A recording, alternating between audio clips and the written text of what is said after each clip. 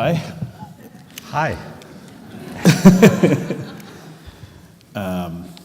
When we do questions later, I was asked to tell the people on the balcony that, sorry, we can't take your questions so if you want to leave now, leave now. I can't believe you told them that already. I know, I felt I had to get it out of the way. Speaking of getting things out of the way, Baby Hitler. James has written a book about time travel, and I kind of felt like the first thing we should talk about is Baby Hitler. Where do you stand on the Baby Hitler meme? You mean, would I? Does everybody know what Baby Hitler is? Yeah, okay. Yeah. Okay. No? Okay. Well, so if you could, would you travel back in time and assassinate or prevent the birth of Adolf Hitler before it's too late and the 20th century goes to hell? It's an amazingly common theme in time travel science fiction. And it started in 1941. I was amazed to discover when Hitler wasn't even, the full enormity was not known, but already a sci-fi writer wrote a short story in which he imagined going back and the same kind of story is what. Yeah. And there's a wonderful book by Stephen Fry called Making History, in which his heroes, I think, can't quite bring themselves to kill the baby, but they want to put something in the drinking water to interfere with the fertility of. I can't remember them all. And now the question is, right, if you could, would you go back in time and teach manners to baby Trump?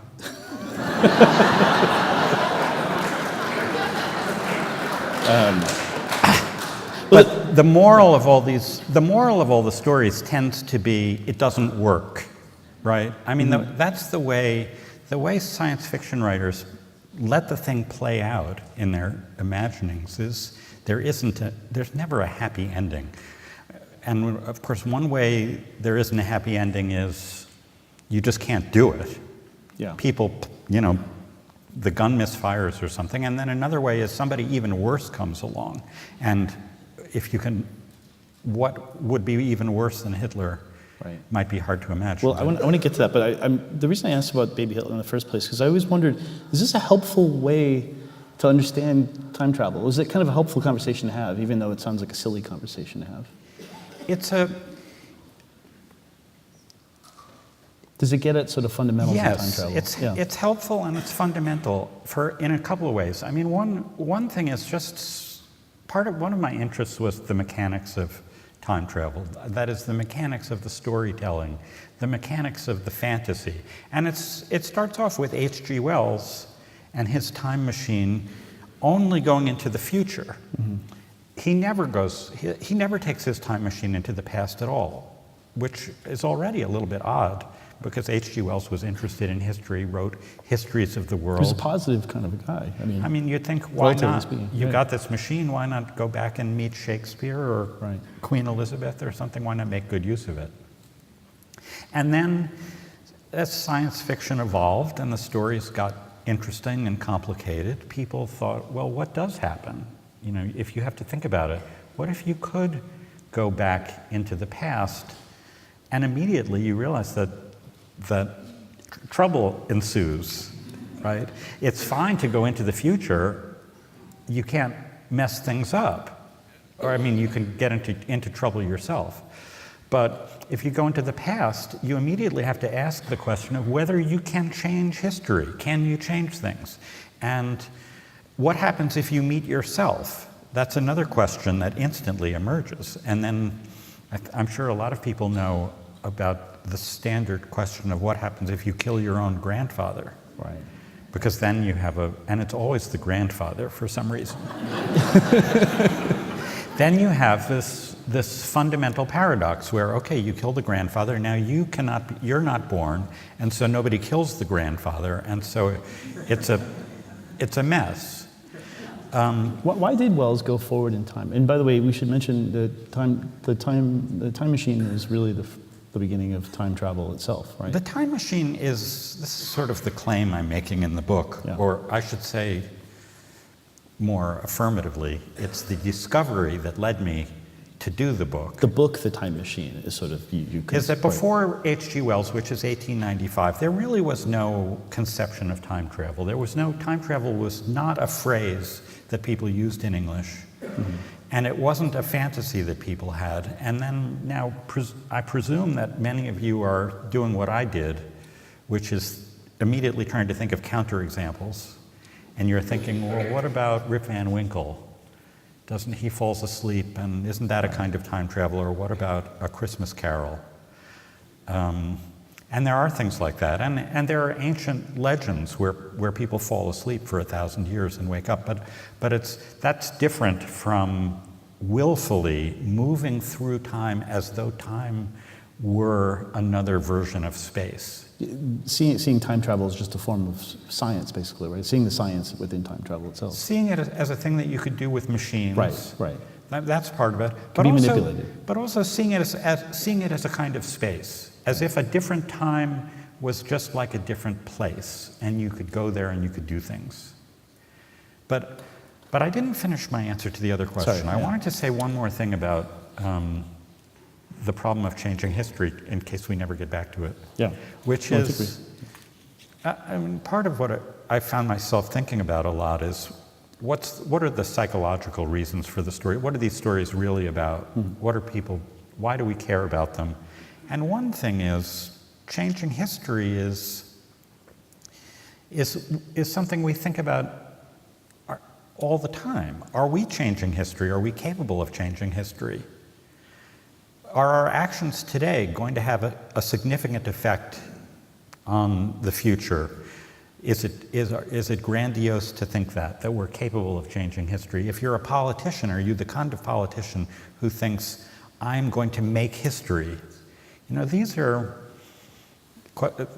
we could be getting into territory of personality disorder here. But regret.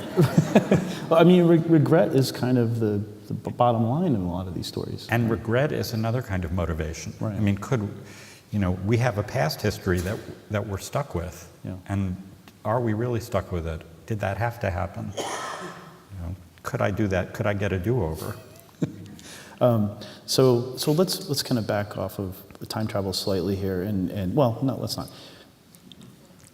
You're known for writing about the edge of science a lot, and sort of information theory and chaos theory and electrodynamics, right? Feynman, right? Weird science. Right, weird science. It's sort of science on the edge of being explained to people. And what's interesting about time travel and within that context is that you don't really believe it's possible at all, right? You've been asked about this, I know. Yeah. Right. No, I don't. I said in the book that I don't. Well, explain why you think it's not possible. And I feel a little apologetic about that in this context, because... You also mentioned that most people feel that it's the kind of thing that it could be possible. It's taken us a long time to we have to kind of keep reminding ourselves that it can't be possible. And I have to say, I feel like you don't have to remind yourself. You can pretend that it is possible. And when I say it's not possible, on the one hand, I firmly believe it's not, and I would be happy to explain why I think that. But I also immediately feel the need to confess that I'm not competent to say that. And furthermore, as somebody who talks to scientists, mm-hmm.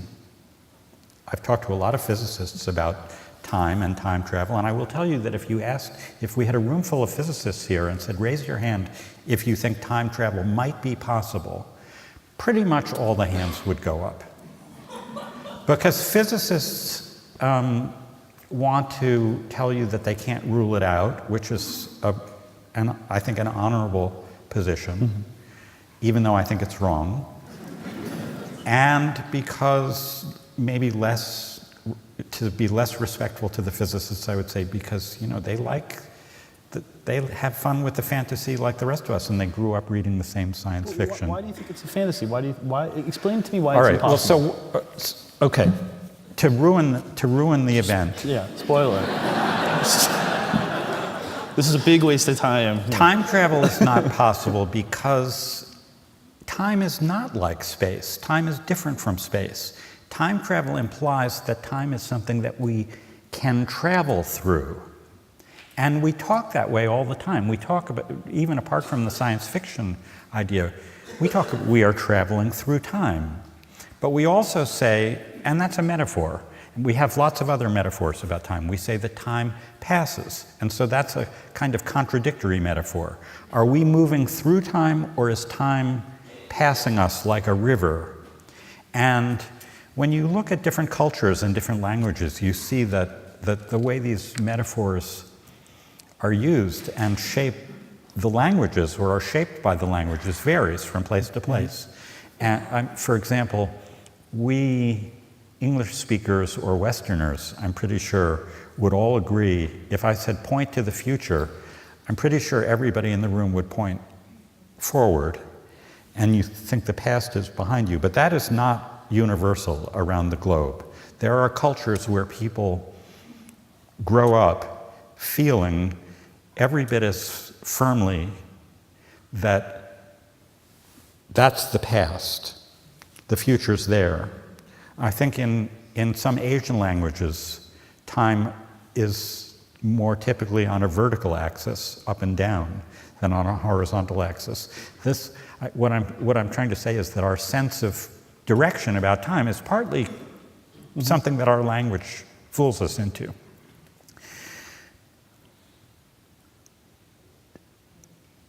We waste time, we save time. Time is something that apparently we can store in the bank. You know, it's like money, it's a quantity that we have to work with. We have a lot of mixed metaphors, in other words. Our whole consciousness of time is a bunch of mixed metaphors, and we contradict ourselves. And so then I want to say, are we just being foolish when we say these contradictory things? And actually, I don't believe we are being foolish. I tend to think, let's pat ourselves on the back and accept the idea that we're capable of bearing in mind all of these contradictory metaphors about time and making use of them, productive use of them. And they mean something, even if we need to remind ourselves not to take them literally. So for time travel to work, you have to take one of them literally, and that is the one where time is like space. And I don't think that's how time is. There's philosophers and physicists would make fun of me now for expressing the following, and they would say, this is the man in the street view of time. The man in the street view of time is the only thing that's real is the present moment. And that present moment that I spoke of 3 seconds ago is no longer real. It was real then, but now it's in the past. And the past is not real. We don't have access to it anymore. It's gone. And the future is not real because it hasn't happened yet. We're constructing it. It's in the process of formation all the time. And so when I say that I believe that time travel is impossible, I'm really just expressing that common sense man in the street belief. And again, apologetically, I have to admit that physicists have a different view, and they're able to imagine, and it's so part of the fun of learning about the history of time travel was watching how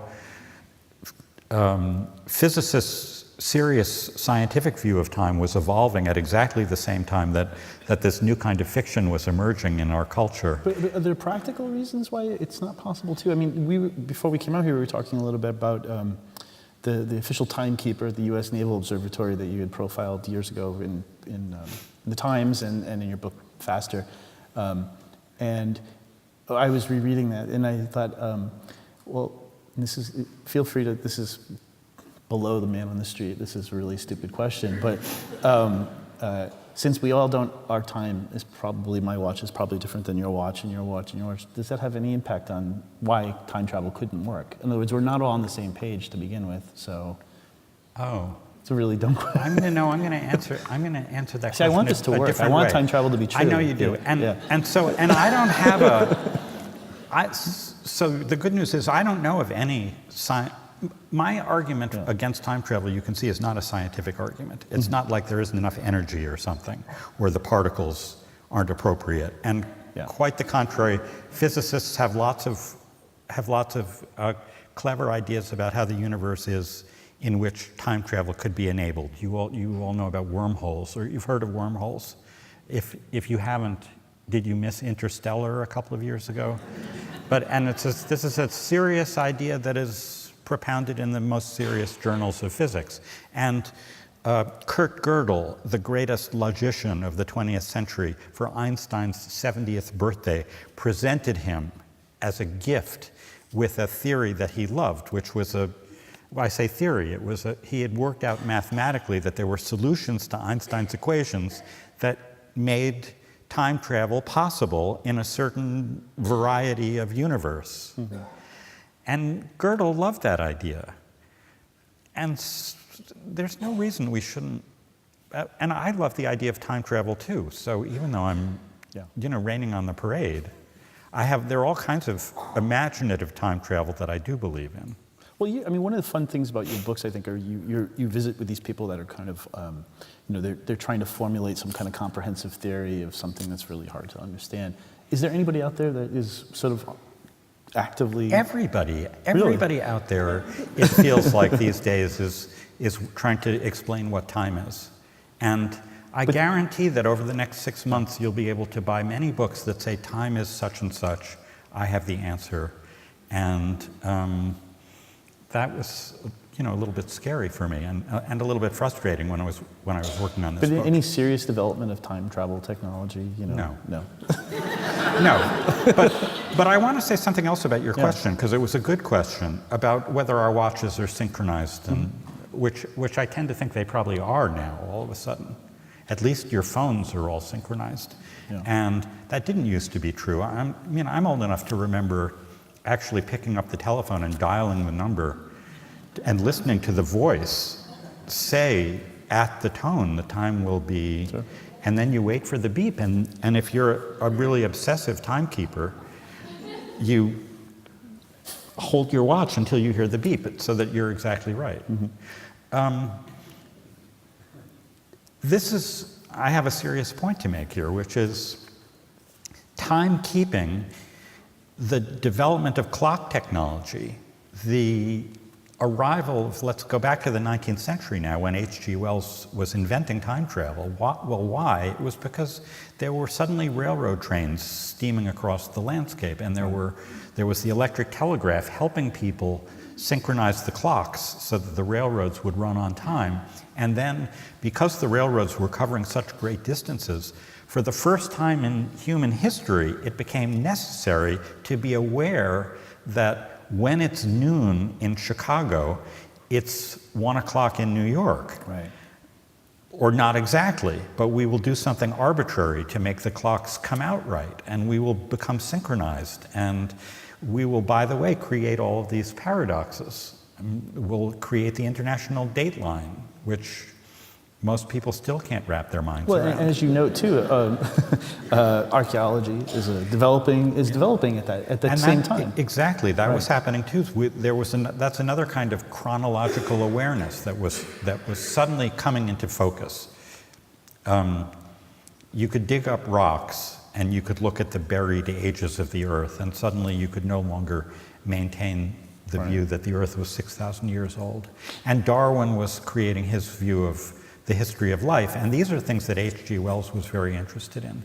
But there are also things that make us, in our sophisticated modern era of time travel being everywhere, we know all about it. And partly it's because of these things, because we're such experts on our watches being in sync or out of sync, and crossing the international dateline and going from Saturday to Friday. Well, let's return a little bit to the point of when Wells wrote The Time Machine. I mean, the century is turning. We're jumping around a lot in time. Sorry. But it's a moment when people are looking forward and back sort of simultaneously. And is that one of the reasons this comes about at this point? Well, of course, everybody had. It wasn't as though people weren't aware of history Right. or weren't worried about the future. There had always been, you'd always been able to go to fortune tellers and soothsayers and ask questions about the future. But I do believe that by the end of the 19th century, both history, the chronology of the world was coming into focus in a way that it hadn't been, for example, for Isaac Newton. Isaac Newton really had no idea about the chronology of the world, and he worried about it. He spent a lot of time trying to work it out, and his main source for working it out was the Bible. Yeah. And before Newton, Shakespeare, we can see, had really no idea about the history of technology, which is why he famously made so many anachronistic mistakes, like putting mechanical clocks into ancient Rome, because he had no reason to be aware that ancient Rome didn't have exactly the same technologies that existed in Elizabethan England. But by the end of the 19th century, everybody knew about the advance of technology because they could see it before their eyes.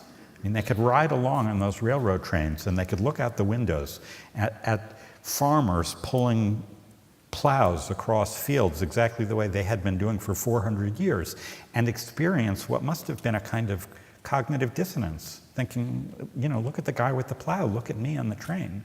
And of course, that's what our world is so full of now. I'll move on, but is there a sliver of a possibility that you're wrong about this? That you're wrong? I've already said, sure. Go for it. Sure. But no, there's no chance that I'm wrong. Okay. Well, but we have this. I hope I won't sound too sappy if I say this, but our lives are full of time travel, and we have connections to the past and connections to our imagined future and our dreaded future that are very much alive and vivid and real. And so we are expert time travelers, and we use books as time machines, and we use our brains as time machines and are very sophisticated about these paradoxes that make so much trouble for the storytellers are also, I feel, liberating for us, and we're able to imagine all kinds of possibilities. And when I say we, I'm talking about us, ordinary people, but also artists. The things that writers do with time these days, I just find so exhilarating, and movie makers. Give me an example. I can think of a couple off the top of my head. But. Oh, okay. You think of one first. I feel every week I read a new book that plays with time in some way. Christian Marclay's The Clock. I don't know if you... Okay, that's fantastic. Is everybody aware of this? Should we talk about that for a second? It's a 24-hour film. It's obscure, but it's so wonderful. And, okay, I'm just going to... Have you seen it? It's amazing. I have. Yeah. I saw... Okay, I'm so excited about this. The movie is called The Clock. The movie is 24 hours long. You can only see it, if you can see it, in a museum that happens to have bought a print of it. It's never been to Chicago. And will exhibit it under strictly controlled circumstances. And the circumstances are this. Well, no, I should say the movie is made entirely of film clips. There are more than 10,000 individual film clips stitched together. Yeah, it took about 7 years to put together. Yeah. And if you walk in off the street and it happens to be, according to your watch, 2:23, you sit down and you're watching Cary Grant do something, and he looks at his watch and it says 2:23, or there's a clock on the mantelpiece, or somebody says... Somebody will say, somebody will say it's 2:24. Right. And then in the next clip, it'll be 2:25. Somehow you'll see it in the corner of the screen or something. So if you just watch this thing for 24 hours, you'll be aware of the time within every clip, and it's broken up in such a way too that it's incredibly moving. Right. And I have a feeling that I'm worried that I've made it sound crazy and boring, but no. For me at least, it's mesmerizing. Yeah. And I wish I could see the whole 24 hours, but I've never been able to manage that. I've seen but about it's also, 8 hours of it. But there's something time travel-ish that I feel about it, Yeah. which is it's kind of, on the surface, it's the opposite of any liberation from time because it is so rigidly clock time. But you feel when you're watching it that you're seeing a multitude of alternative universes, mainly fictional universes, that are constantly intersecting. And Markley does a lot of movie maker tricks too, where not only are the clocks in sync, but somebody walks through a door in this movie, and then on the other side of the door, there's somebody else from a completely different movie. Right. It's a very uncanny multiple universe film. Yeah, and I would say too, and we'll move on after this, but Tom Cruise will be in a scene, say, and then 2 minutes later, an older Tom Cruise will be in the next scene, and then 2 minutes later, there'll be the younger Tom Cruise again. So there's this weird conversation between selves, the same person, moving through this weird. It's incredibly touching. And there are I talk about a lot of different books and movies in this book that arise in the context of one idea or another idea, where somebody has done something very clever or profound and artistic to do with time. But even the most ordinary things, I just last week read Anne Patchett's new novel, Commonwealth, which I loved. And there's nothing time travel-ish in it. It's in many ways a completely traditional novel. But I felt that she tells a story that runs over the course of many years and several generations, and her narrative jumps back and forward in time in a way that is extremely, on the one hand, you should be completely unconscious of it when you read the book, but because I'm immersed in this, I was very conscious of it. And it's so skillful, and I feel that novelists of our time have learned to do things because of the more ordinary fiction, wonderful though it was, that came before, but also because we as readers have gotten so smart about flashbacks and flash forwards and loops. And the new Zadie Smith novel actually is split between her younger self and her older, sort of disappointed self, and they kind of keep going. Goes back and forth throughout the entire novel. Yeah. And by the way, I should point out too that it might sound like we're going off on a tangent here about literature and art, but this is kind of a different book for you. At least it was to me. It's very much about the literature of time travel. It's very much about time in art. It's not meant to be a science book, right? Even though probably at the bookstore it's in the science section because I couldn't talk them out of it. But if it's not, you've gathered that I don't actually think there is much genuine science of time travel. There is some science in the book. Fair warning. But it's mostly it's a book about an idea that is has been evolving over the last 100+ years, or all through human history, on multiple tracks. And one of the tracks is the way scientists deal with time, and that's important and legitimate. But it's not the only track, and artists also have some ownership. Why did you decide to do this in the first place? You've written about time a little bit. You wrote about Faster, certainly. But was there a reason, like a specific thing? I should be able to remember how it happened, but I can't quite. I liked science fiction when I was a kid, but I wasn't particularly a science fiction geek through most of my adult life. There's some science fiction that I read. At some point, I noticed that a lot of literary fiction, which I love, has gotten, if not time travel-ish, has gotten a little bit science fiction-y. The lines between genres have thankfully either started to fade or finished fading. I don't know which, but anyway, they're fading. I don't know. And then I thought, at some point, I learned or realized that weird fact that time travel hasn't always been with us. And that struck me as, first, unbelievable, and second, requiring explanation. So why did H.G. Wells? That's where the book starts. the book doesn't start with Hitler. It starts with H.G. Wells because I did feel there's a turning point in history, and I'm able to write something about the history of ideas.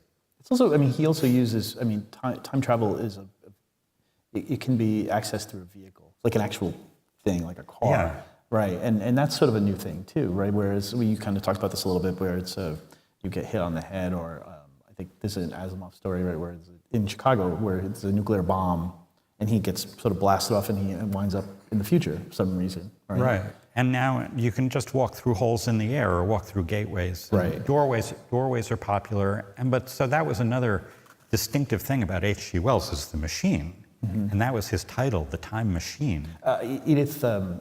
Edith Nesbit is in your book, right? And I don't really know much about Edith Nesbit, but time in that is the kids find sort of a piece of jewelry, right? And that's amulet, how they travel. Yeah, there's a magic amulet. Edith Nesbit was an acquaintance of Wells, a friend of Wells, just a little bit younger, I think. And she, in the very early 20th century, started writing books for children, although they're very suitable for grown-ups, in my opinion. The heroes are children, let's say. So people tend to assume that they're children's books. And in at least one of these books, she sends the children back through time. She doesn't need a machine, there's just a magic amulet, and it's kind of fractured history. Queens of the Nile and Julius Caesar, and at one point the kids, because they're English, try to talk Julius Caesar out of invading England. Right. But then they think, wait a second, should we? It's the baby Hitler problem again. If maybe he needed to invade it for us to be here. Yeah. I feel we're on a digression within a digression. Yeah, a little bit. Yeah. Well, actually, let me ask this. So, you were saying that when you mentioned the time machine, people immediately start thinking of this can't be right. It has to be earlier than that. And it makes me think, though, that did earlier writers think of time travel? They just saw it as sleep. Rip Van Winkle, for instance. Sleep is a kind of time travel. It didn't happen very much. Yeah. There was that thing where people fall asleep. People did start to speculate about the future. I tried to explore the various somewhat obscure things that came before Wells, and there are things. Well, I should say this isn't obscure at all. A Connecticut Yankee in King Arthur's Court is only 5 years or 6 years before The Time Machine. Mark Twain's novel. He hits his head or something, right? He gets into a fight. Oh, that's right. He's an engineer in a factory or a workshop, and he gets bonked on the head and wakes up in a verdant field, and there's a horse with a brocaded blanket or something, and a guy in armor, and a town in the distance, and he says, Bridgeport? And the guy says, Camelot. And we're off on our adventure. So that's a time travel fantasy, but Mark Twain he wasn't brave enough or crazy enough to tell the story as though it could really happen. And I think maybe he even wakes up at the end. You have a sense that it's just a dream. Right. Your mother wrote about time, not time travel, time itself. Yes. My mother was the author of a book called Time is When, which I think is a great title. I'm biased. And it was apparently motivated by her being in the presence of one or more annoying kids asking, the usual unanswerable questions. And she wrote a book that is beautifully illustrated and long out of, no, I shouldn't say it's out of print. I think there's a new edition. I shouldn't be touting my late mother's book, though. Anyway, are you asking if that was an influence? I don't think it was an influence. But no. At least I'm not aware consciously of, I didn't even think of it. It wasn't on my mind when I was writing this book until I got to the chapter. Yeah. This is how you know about it, let's be honest. There's a chapter about what is time, and I start listing ways that people have answered the question. And a lot of people have good bumper sticker-sized aphorisms for explaining it. But then I realized that the best of all, or at least the shortest of all, is time is when. But did you have questions yourself that you asked her? That one of the reasons you don't remember? I must have. I'm not aware of them. Sorry to jump around in time again, but I wanted to go back to something you said a little bit earlier. You were saying that even if you wanted to kill Hitler, you couldn't kill Hitler. The gun would jam or something would happen, right? You kind of talk about time travel often, particularly in the past, as sort of, trying to remember the phrase, tourism in the extreme or something like that, right? It seems like, okay, the kids in the Edith Nesbit novel, they're sort of suggesting to Caesar to conquer England, and right, but then they end up kind of, right.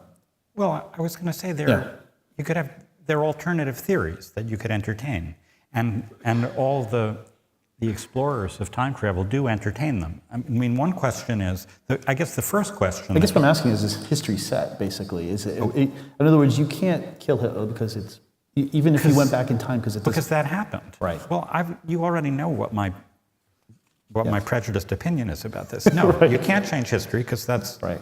Because that happened. It's gone. Yeah. We don't have access to it. I feel I'm just crushing your... No, it's fine. It's fine. I've always felt time travel stories are a little selfish because particularly in these kind of things where people go back in time and they have to rewrite history a little bit, aren't they kind of rewriting everyone's history, not just their own? Yes, well, yeah, but let's continue to take the idea seriously. Yeah. Because let's suppose that you did have this time machine, you could go back in the past. Mm-hmm. And you did start mucking around. Yeah. So then what happens? I mean, one kind of easy way out is to imagine that your time traveler is just an observer and isn't really participating. And some of the early storytellers tried that, but then it's sort of fun if you appear and you can do things and have conversations. And then you have to ask what I think is a very serious question, and it's worth asking even if you don't believe in time travel, and that is, if little things change, are those going to can they have profound consequences in the future? And to what extent can you hope as an intelligent agent to have control over how things will unfold? This is where I was saying these are questions that we ask ourselves in everyday life. And you don't have to be an influential politician to imagine that your actions have some consequences for the course of the history that is yet to be written. Right. I mean, in these stories, people always feel the need to kind of push people towards the thing that they're going to do anyway, right? Right. But there are some, because the science fiction writers are such profound thinkers on these topics, in my view, they have imagined various alternative views. One view is to make a profound change in the future, you have to do something really big. Like you'd have to kill Hitler, assassinate somebody important, not just step on a butterfly. That's an example from Ray Bradbury's story, A Sound of Thunder, who's taking in this story a different view, the sort of what became the view from the science of chaos that was termed the butterfly effect. And that character's literally a tourist, I think. In this case, he's a tourist who is sent back in time to the era of the dinosaurs on safari. Really, you've got a time machine, what are you going to do? You're going to run a business catering to the needs of rich people who are tired of killing elephants. I have a Trump joke here. Anyway, the safari guys go back and they're supposed to stay on the path and be very careful not to change history, but somebody steps on a butterfly and history is changed. So that's a legitimate question to ponder. If you just do something trivial like step on a butterfly, if you believe the chaos scientists, that could have enormous consequences down the road, and you wouldn't even have to kill Hitler. But the problem is, how do you know what is going to matter and what isn't going to matter. I have a feeling, I haven't watched very much of it, but I think this is the kind of question that's being explored right now in a TV show, Timeless. They're playing around with this. Yeah. It's fun, but I think it's more than fun. I think it's something that we're entitled as active participants in the world to think about. You know, it's funny, when I was about a week or so ago, I was just flipping around TV and Back to the Future was on, and because I knew I was doing this, I started watching for about 20 minutes, and there's the scene where Michael J. Fox is, he's playing at a sock hop. He's playing, I don't know if everybody remembers this exactly, but he's playing guitar at a sock hop, and a young Chuck Berry sees him and is inspired, right? Which is incredibly, I don't know, is this racist? Is this horrible? It's basically rewriting history. It's sort of suggesting the Canadian guy from Family Ties sort of influenced rock and roll, right? Right. Yeah, I mean, he couldn't, but That's right, and could inadvertently. the future influence the past? It's a time travel question, and so automatically I should be saying no, it can't. But of course, the future does influence the past all the time. Artists are always thinking about imagining a future, and their imagination of this future is affecting. I'm going to get tangled up here again, but. Another great example of that, just like the Chuck Berry example, is in Woody Allen's movie Midnight in Paris, where this is maybe my favorite joke in the movie. The hero of the movie is back in the 20s or 30s, and he meets the young Buñuel, and he says, "Oh, I have a great idea for you," and he tries to pitch Buñuel on his own movie. And Buñuel keeps saying, well, that makes no sense at all. Why, I don't get it. Why don't they just leave? That's a line, actually. Yeah.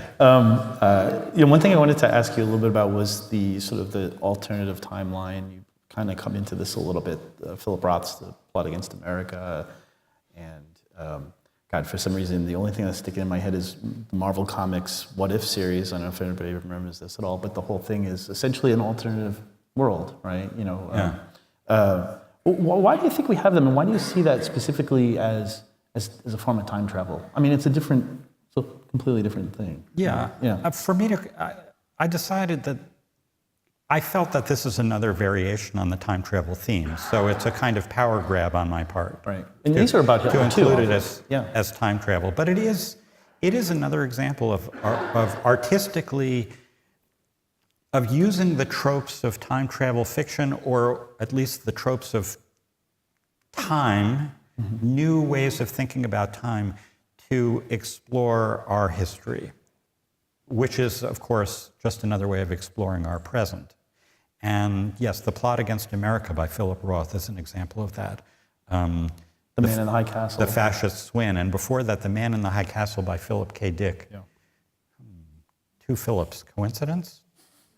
Where Hitler. The Germans and the Japanese have won the war, and I think it's because Roosevelt was assassinated. Well, yeah, I think that's right. And they control the West Coast, basically. And it's not a stretch to say that what these writers are doing is forcing us to think about our world and not just the world that doesn't exist. They're forcing us to.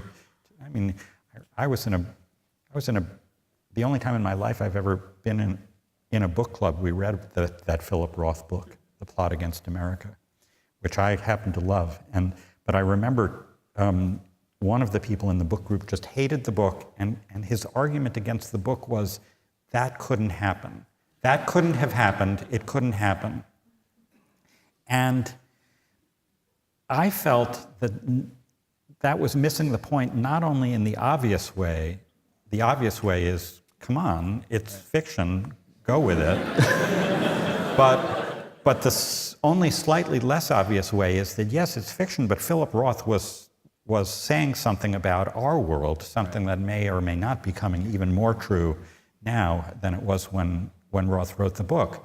And if you think that it can't happen, you're missing the message that Roth is trying to send you. Right. I mean, ironically, too, Thornton Wilder has the famous, It Could Happen Here. Was that the title? Right, that's the title of the book. And that's about sort of fascism taking over the United States. I feel like we have to talk about the internet. I mean, I feel like it seems like if we didn't talk about the internet and time travel, there's a problem. Do you think of the internet as a form of time travel in a way where the past and the present is always there? Right. And now we're sort of recapitulating the problem I had when I was working on the book. I kind of felt I was going to have to talk about the internet. Yeah. Or I kind of felt, I'm not sure how this book ends, because I want a book to have a nice ending, or at least an ending. Yeah. And but it's a fair point, though. I mean, the internet. And I is did. So while I was working on it, I was immersed in this problem of what is happening now. Is our sense of time changing again?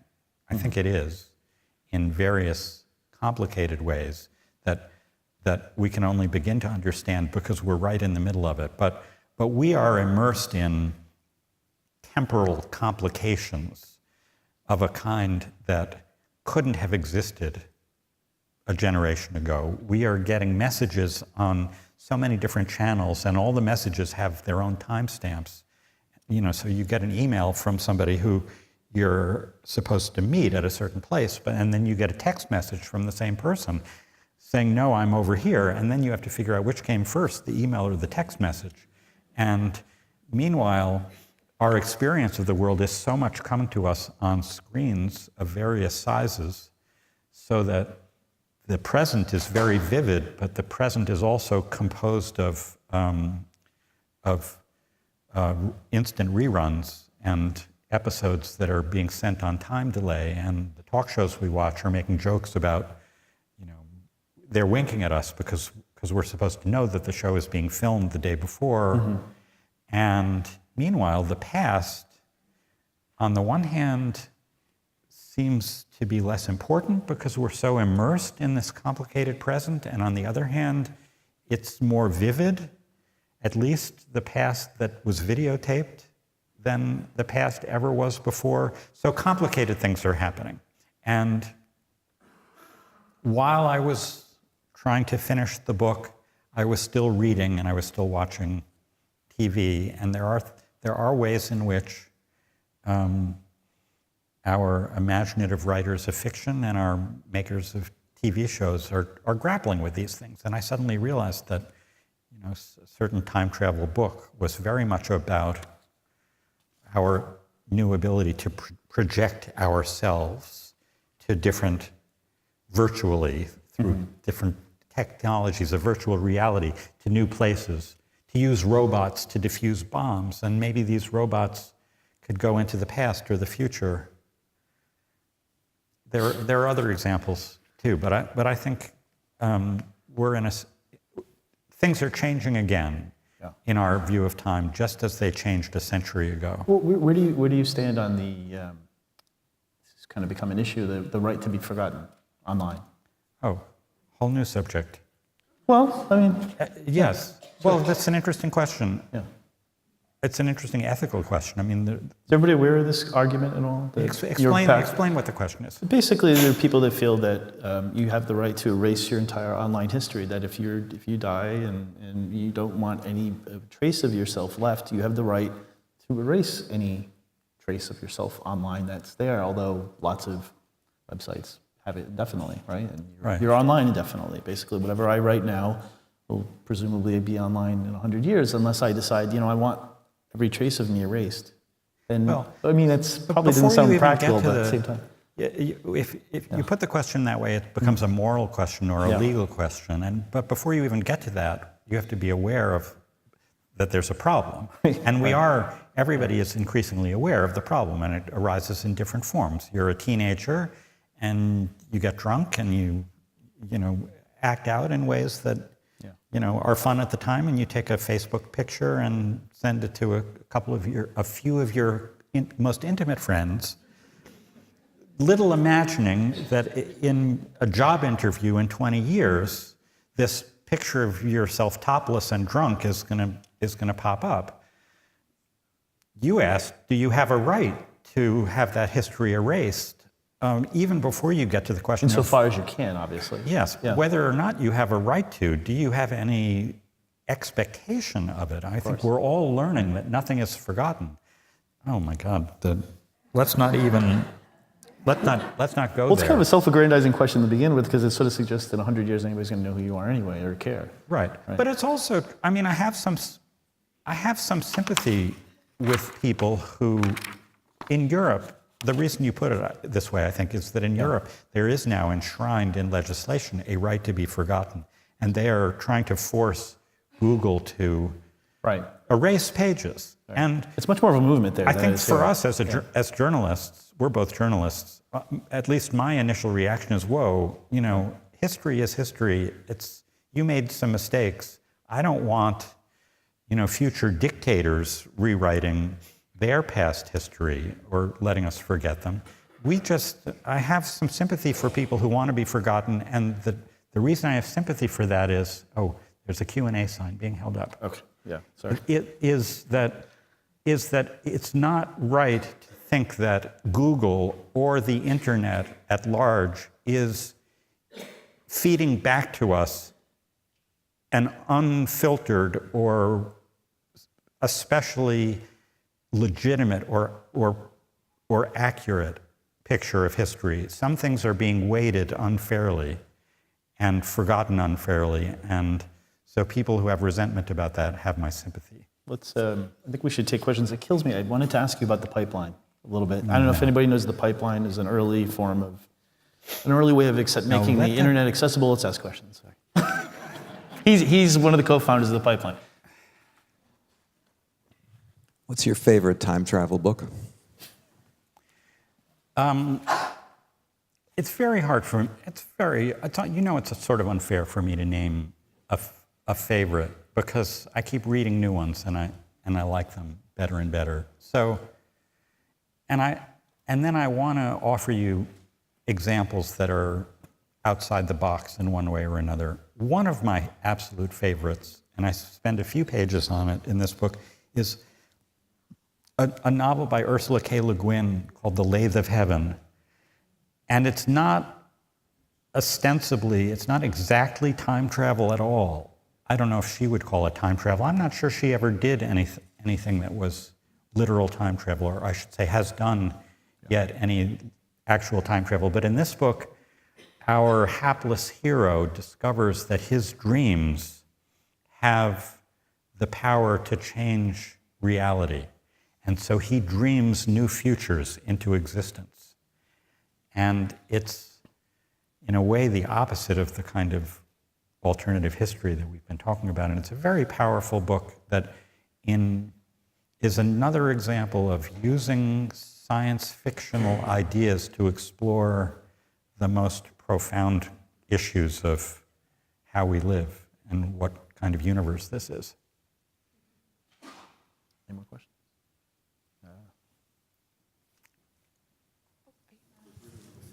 Well, There's lots, actually. We don't get to pick. The mics are going around. Yeah. It's not that we're ignoring. Do you have questions? Okay, I'll go.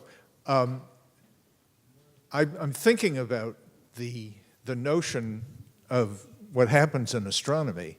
It's not, we are moving through space and time, but time is coming to us. It's not us going back in time, and it's a different way, I think, of thinking about it. That's number one. Number two, I wonder if you've ever come across a Woody Allen short story called The Kugelmass Episode. And if you haven't, I recommend it. It's obviously a satire, and it's about a man who wants to have an affair with Madame Bovary. And it's really funny, and it's really complicated, but it doesn't go well. That sounds great. I don't know. That last part, I'll try to answer the first part in a way, because I didn't really get into it yet, and we haven't talked about relativity, have we? No. But relativity is a part of the story, and when I say that physicists do have a way, as you all know, think of time as we didn't even use the expression fourth dimension so far. H.G. Wells, in 1895, explains that time is a fourth dimension, before Einstein elaborated on the concept in 1905. We're traveling through space. Time is passing. We have new and increasingly complicated ideas of the way space and time are connected. Einstein's point was that space and time are part of a collective reality, which we so happily call space-time now. Space-time is just one thing. And that's a view of the world that does make time travel at least plausible, if not convenient. This will be our last question. Hi. I wanted to ask you, there's a lot of work being done on the science of premonition. And Yale University actually has a center for study of premonitions. Premonitions are nothing but sort of looking at what's happening in the future, say. So that is like time travel. So I wanted to get your opinion on that, because this has been written for in ages where people have been able to predict what's going to happen. And there's a fair amount of science behind it now. So I was going to ask you, how does this fit in with your point of view about time It fits travel? into the story. It fits into the story I'm telling. I'm not going to accept the premise of the question, I'm afraid, because I'm not a believer myself in any actual science of premonition. But there is, you're right, a lot of history of people thinking about premonition and thinking about it more and less scientifically. And one person who thought along those lines was, I can't remember his name, but an acquaintance of Wells, a younger acquaintance of Wells, who woke up one morning and he realized that he had had a dream of a volcano killing a large number of people, and that had actually happened. And so to explain his premonition, his accurate premonition, he constructed a whole theory of time that, this is in the 1920s or 30s, that was quite influential on T.S. Eliot, for example, some other literary thinkers, on philosophers, not, however, I have to say, on scientists, who, at least the people I call scientists, don't think of premonition as a useful concept for exploring the physics of time, but only perhaps the psychology of time. Is that really the end? Is that really? Okay, well, thank you all. Thank you.